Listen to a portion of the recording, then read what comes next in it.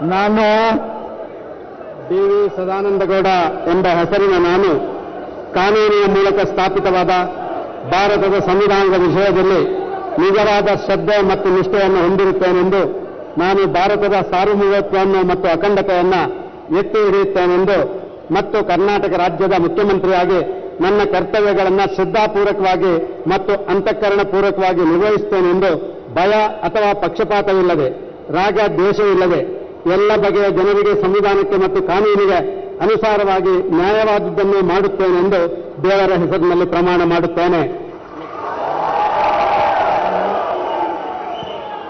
DV. Sadananda Gowda ಎಂಬ ಹೆಸರಿನ ನಾನು ಕರ್ನಾಟಕ ರಾಜ್ಯದ ಮುಖ್ಯಮಂತ್ರಿಯಾಗಿ ನನ್ನ ಪರ್ಯಾಲೋಚನೆಗೆ ತರಲಾಗುವ ಅಥವಾ ನನಗೆ ತಿಳಿದು ಬರುವ ಯಾವುದೇ ವಿಷಯವನ್ನು ರಾಜ್ಯದ ಮುಖ್ಯಮಂತ್ರಿಯಾಗಿ ನನ್ನ ಕರ್ತವ್ಯಗಳ ಯುಕ್ತ ನಿರ್ವಹಣೆಗೆ ಅಗತ್ಯವಾಗಬಹುದಾದ ಸಂದರ್ಭದಲ್ಲದೆ ಅನ್ಯಥಾ ಯಾವುದೇ ವ್ಯಕ್ತಿಗೆ ಅಥವಾ ವ್ಯಕ್ತಿಗಳಿಗೆ ಪ್ರತ್ಯಕ್ಷವಾಗಿ ಅಥವಾ ಪರೋಕ್ಷವಾಗಿ ತಿಳಿಸುವುದಿಲ್ಲ ಅಥವಾ ಬಹಿರಂಗಪಡಿಸುವುದಿಲ್ಲ ಎಂದು ದೇವರ ಹೆಸರಿನಲ್ಲಿ ಪ್ರಮಾಣ ಮಾಡುತ್ತೇನೆ.